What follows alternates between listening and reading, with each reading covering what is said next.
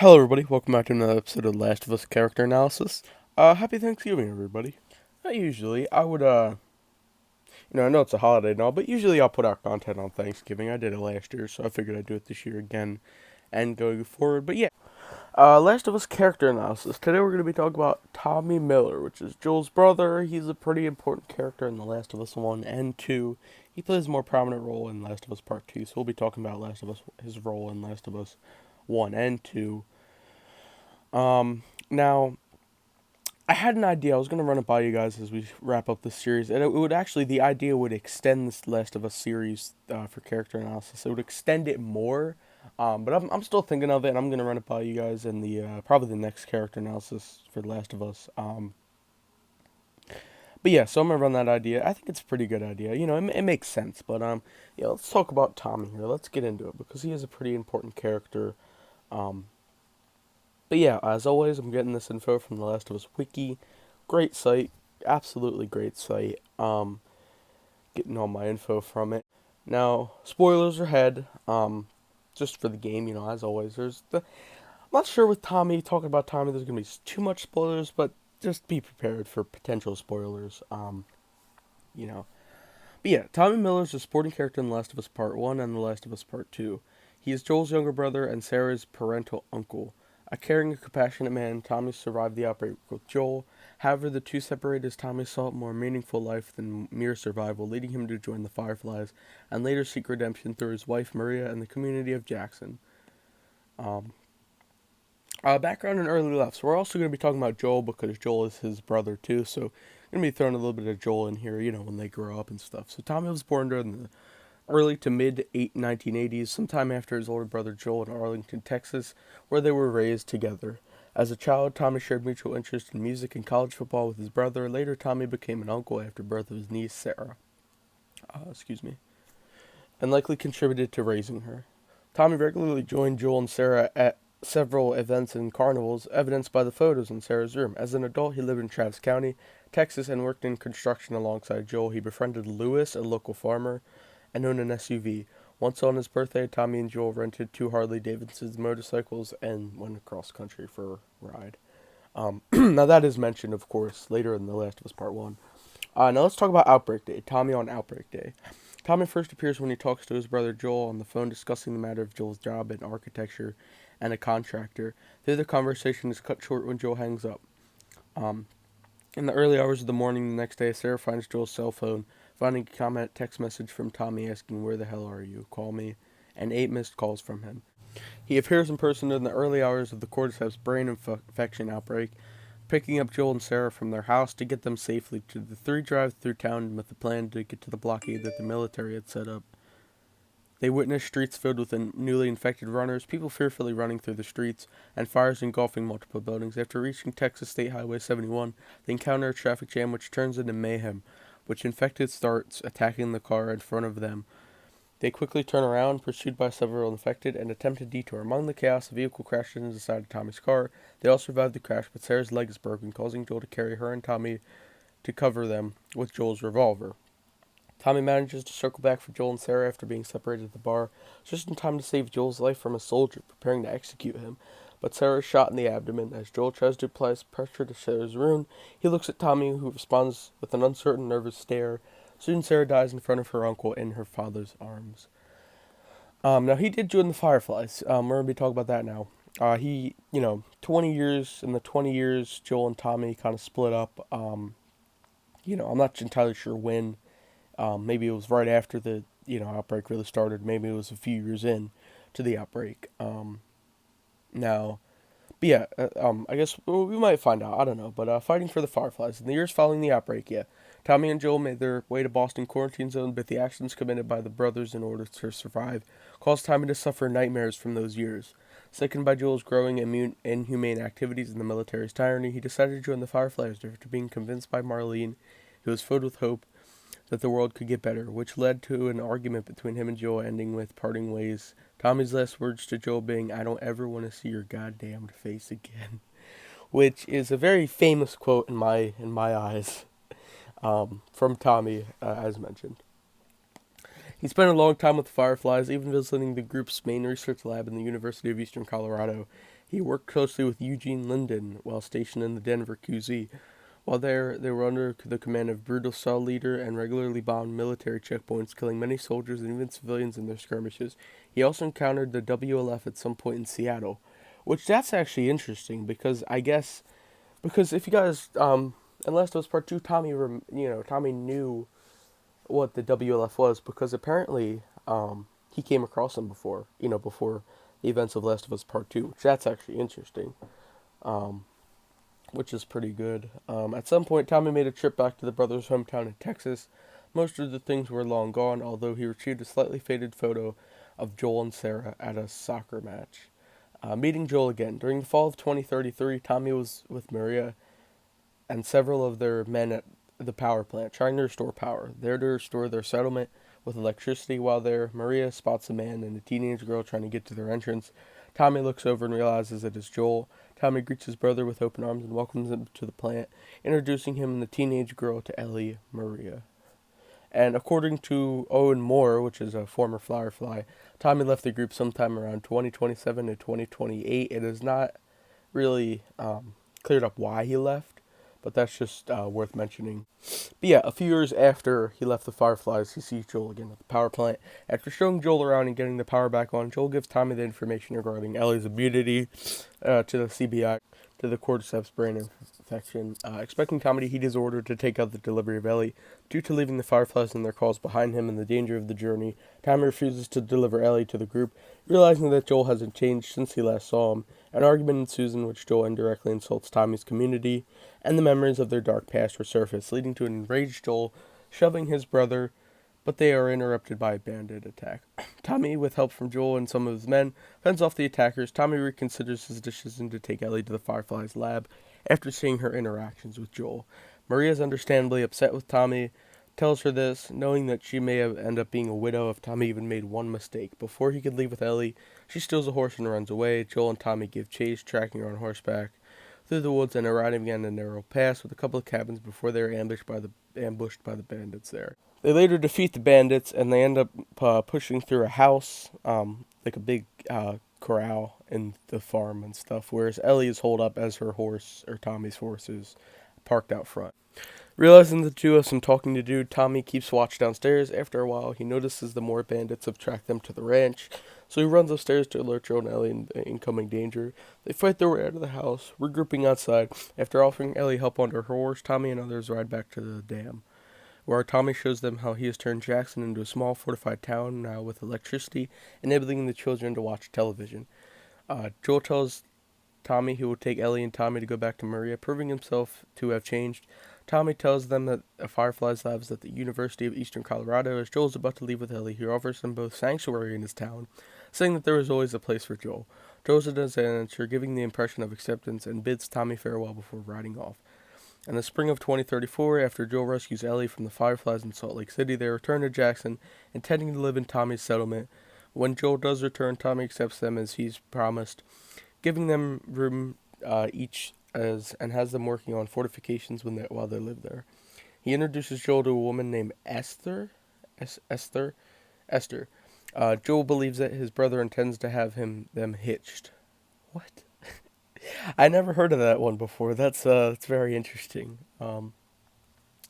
Now this is the events of The Last of Us Part 2. A few weeks after Joel and Ellie moved into Jackson's, Tommy is first seen with Joel during one of their patrols, as Joel confessing to prevent the Fireflies from killing Ellie to make a cure for the CBI back in Salt Lake City. Tommy replies, "I would have done the same."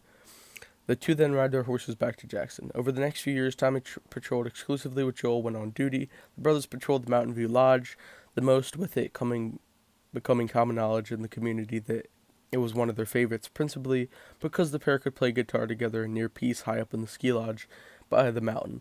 Tommy also told Ellie he personally believed the couches in the lookout were the most comfortable, and all the lookouts, especially by the fire.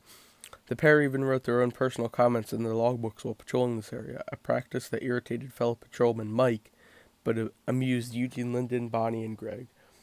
The pair were skilled while on patrol, able to comfortably handle infected they encountered.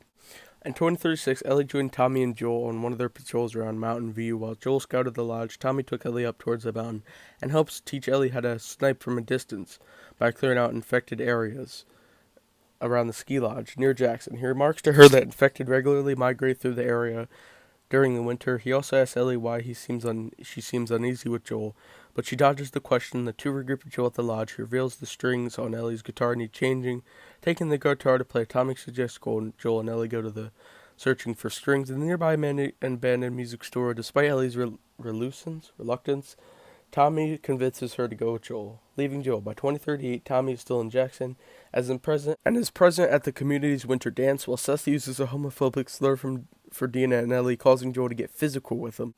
Um, in the Maria calm the pair down. The next morning, he and Joel go on patrol to the lodge to clear it of infected. While there, the pair find and rescue Abby Anderson from the horde of infected. Unable to hold their position, the trio flees their horses to Baldwin Hunting Lodge, where Abbey group of Washington Liberation Front soldiers are staying. And you guys know what happens in this lodge. You know, Joel dies, and Tommy gets restrained and whatnot, and they unfortunately, Joel unfortunately dies.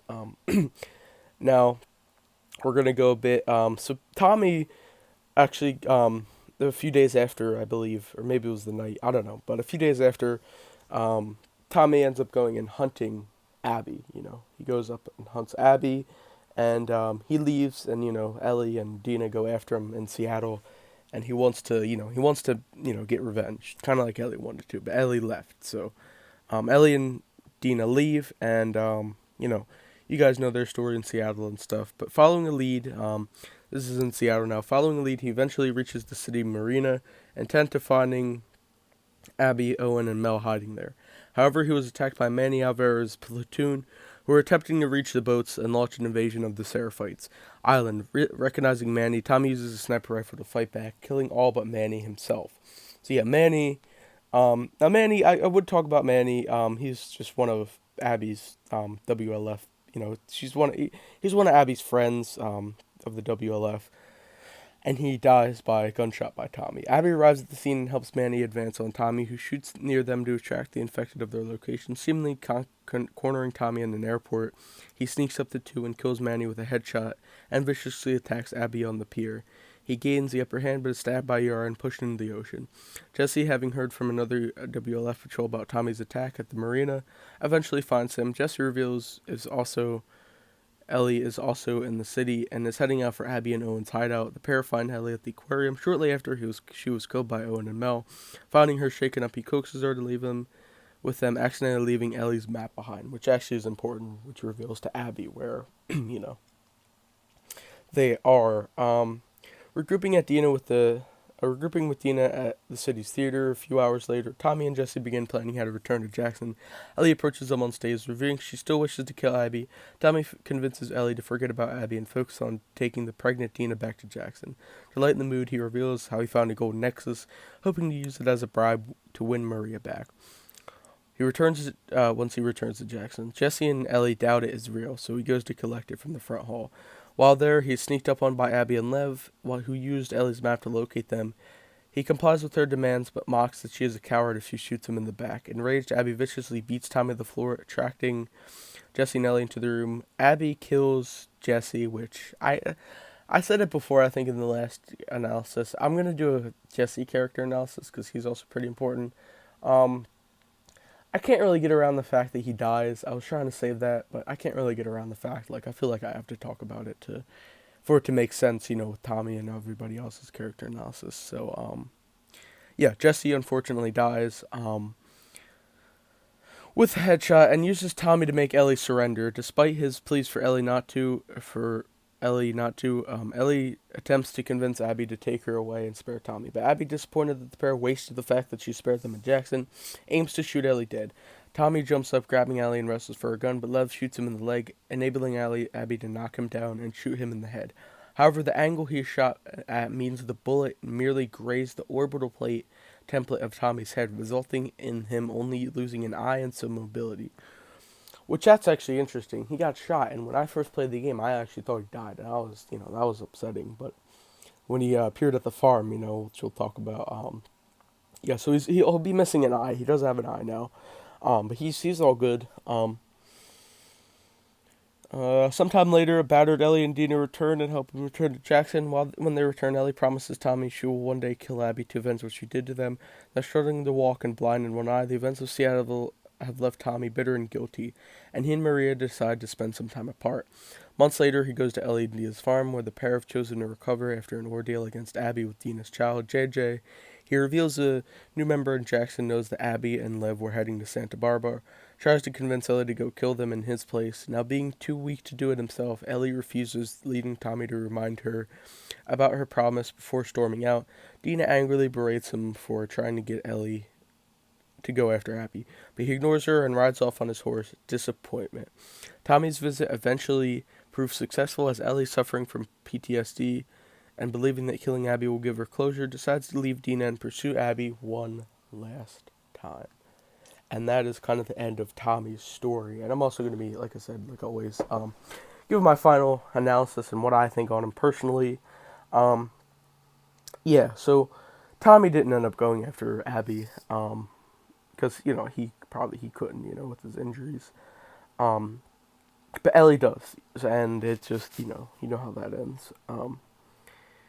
Tommy, in my opinion, is a good character. I mean, he's Joel's brother, right? So I think towards the end of The Last of Us Part 2, he kind of I don't know, he kind of went dull, like he was just kind of, in my opinion, towards the end of Last of Us Part 2, but in the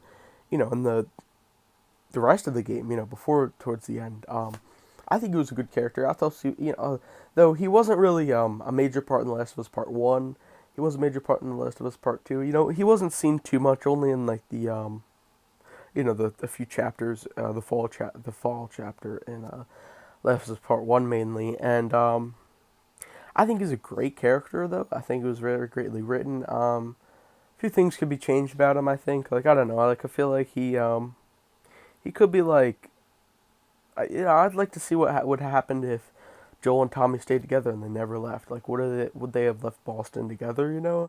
And maybe Joel would have joined the Fireflies too. Like, you never know. But I like to look at it as in a Last of Us Part 3 scenario.